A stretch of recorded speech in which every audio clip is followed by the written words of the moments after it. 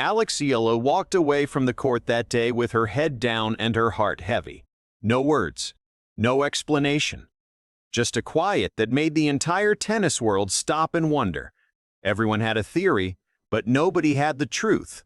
And then, when the world least expected it, she finally opened her mouth and changed everything forever.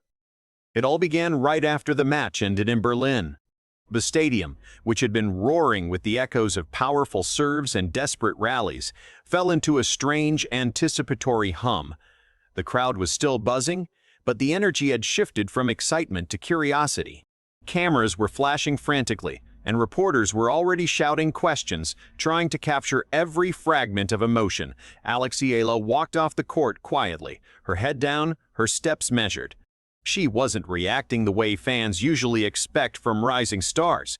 No fist pumps, no tears of joy or frustration, and no wave to the stands. It was a reaction that was defined by its absence of reaction. People immediately noticed something was different. Her expression wasn't just disappointment or victory, it was a profound silence, a kind of silence that felt heavy, loaded with unspoken words. Social media started exploding within minutes. The tennis world, which is always hungry for narratives, began crafting theories. Everyone had questions, but there were no answers. She moved through the tunnel like a ghost, disappearing into the bowels of the arena. In the press area, a scrum of journalists kept asking the same thing. What really happened on court? Was it the pressure of the tournament? A strategic collapse? Or was there something unexpected during the match that rattled her? But Alex didn't respond. She just kept moving forward, avoiding every microphone placed in front of her. Behind the scenes, her team was also unusually quiet. No statements, no clarifications, nothing. This silence was deafening, amplifying the situation tenfold. Fans started creating theories, clips started going viral, and every replay of the match was analyzed frame by frame. The court-level cameras caught her whispering to herself at one point, and suddenly the speculation exploded. What made this moment even more intense was how young Alex is, yet how much attention she was suddenly carrying. The pressure wasn't just about tennis anymore. It became about expectations, emotions, and public curiosity. And this was just the beginning of a story that nobody fully understood yet. Inside the pristine, air-conditioned tournament facility, things were not as calm as they looked on screen. The hallways, usually echoing with the chatter of officials and the clatter of equipment, were tense. Officials were huddled in meeting rooms, discussing the match and its implications for the tournament's narrative. Commentators were re-watching key points in their booths, dissecting every shot, every foot fault, and every missed opportunity. Media channels were already framing different narratives, some sympathetic, others critical, all trying to capture the attention of the global tennis audience. Eala, meanwhile, was with her team in a private, nondescript room away from the chaos. The atmosphere was serious but controlled. This wasn't about making excuses or blaming the court conditions. It was about processing everything that had just happened. The loss stung, but more than that, the confusion of the public weighed heavily on her. She sat with a towel around her neck, staring at the floor, replaying the match in her head. Her coach, a man who had seen the highs and lows of professional tennis, was seen speaking calmly, trying to keep the focus on learning rather than reacting emotionally. He drew diagrams on a whiteboard, not to criticize, but to contextualize. He knew that in professional tennis, one match doesn't define a career, but public perception sometimes tries to. Outside, reporters kept waiting for a statement, their microphones poised. Every passing minute added more curiosity and more pressure. Why is she silent? Became the biggest question trending online. Agents were fielding calls from sponsors, all wanting to know if the brand was safe. But silence is sometimes strategy. It is a way to avoid saying something you'll regret in the heat of the moment. And sometimes it is protection, a shield against the voracious appetite of the media. It was a calculated, difficult decision to hold their tongues, but nobody knew yet whether it was a sign of strength or a sign of struggle. Later that day, just as the sun began to set over the Berlin skyline, everything shifted. The tournament organizers, recognizing the growing storm, set up a small press setup in a secondary interview room. It was simple, direct, and unexpected. No big announcement, no dramatic entry, just a table, a few chairs, and a bank of cameras. The few journalists who had stayed behind were ushered in, their curiosity at a peak. Then, the door opened and Eala walked in. She wasn't wearing her tennis gear but a simple team jacket. Her hair was slightly damp, evidence of a shower that was meant to wash away the sweat but couldn't wash away the day. The room went quiet instantly. The clicking of cameras stopped. For a few seconds, she didn't speak. She sat down, fidgeted with the microphone, and looked down. She was gathering her thoughts, constructing a narrative that wasn't meant for the headlines, but for the truth. She finally looked up at the reporters, and that moment alone changed the entire energy of the room. The silence was no longer heavy, it was waiting. When she finally started speaking, it wasn't loud or dramatic. It was calm, honest, real. She spoke about her journey, not just the match.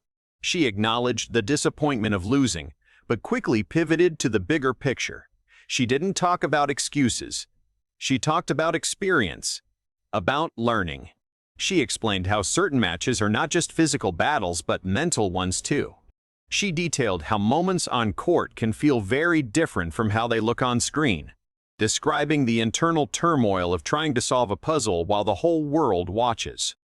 Every word she said shifted the narrative slowly. This wasn't a controversy anymore, it was a lesson in perspective. Reporters who expected a shocking confession or a defensive rant instead got something more powerful: maturity. She accepted responsibility where it was due, but she also demanded respect for the process. And that's what made this moment go viral. As her words spread online like wildfire across Twitter, Instagram, and tennis forums, people started rethinking everything they assumed earlier. The videos were clipped and shared, but this time the comments weren't filled with harsh criticism. Slowly, fans began to realize that what looked like drama was actually intensity. The perceived confusion on her face was actually the burden of competition pressure. And the narrative that something went wrong was just a magnified view of the reality of high-level sports. In tennis, emotions are often visible on a player's face, but the reasons behind them are not always explainable in real time. A grimace could be from a missed shot, or it could be from the pain of realizing the opponent has figured out your weakness.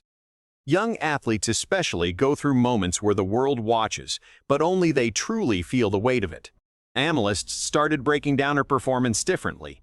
Instead of focusing on the rumors or assumptions, they highlighted her growth, her composure in the face of a media storm, and her ability to handle such intense attention at a young age. Critics softened their tone after hearing her explanation. They realized that the silence she had displayed earlier was not arrogance or defeat, but a refusal to react to a false narrative. She had waited until she could speak from a place of clarity rather than a place of raw emotion. Sometimes the truth is not dramatic, it is simply human. It's a story of a young woman trying to balance the immense pressure of professional sport with the simple desire to improve and do her family proud. And that was the real turning point of the entire story. After the press interaction, the atmosphere surrounding Eala felt entirely different. The clouds of speculation had parted, replaced by a clear sky of understanding. Social media tone shifted dramatically. Fans started supporting her even more, sharing the interview not just as a news clip, but as a testament to her character. Clips of her interview spread across platforms, but this time with respect instead of speculation. The hashtag #WeStandWithAlex began trending in the Philippines and among tennis fans globally. For Eala, this wasn't just about answering questions. It became a milestone in her professional journey. It was a moment of public growth that will be remembered not for controversy but for clarity and grace. She didn't just speak, she connected. She allowed herself to be vulnerable, and in doing so, she invited the world to see her as more than just an athlete, but as a person with dreams and fears. In modern sports, connection is more powerful than headlines. What really happened that day wasn't just about a single match in Berlin. It was a masterclass in handling pressure, attention, and the heavy burden of expectations. It was about learning how to navigate the complex ecosystem of professional sports. And now, the tennis world sees her differently. not just as a rising star with a powerful forehand, but as someone who knows how to face the spotlight and still stay grounded. This moment didn't define her career, but it certainly defined her character for the millions watching. She proved that she wasn't just a player, she was a leader. If you enjoyed this shocking sports update and want to stay ahead of the biggest stories in the world, make sure to hit that like button and subscribe to World Zone right now. Turn on the notification bell so you never miss a moment of the action. See you in the next video.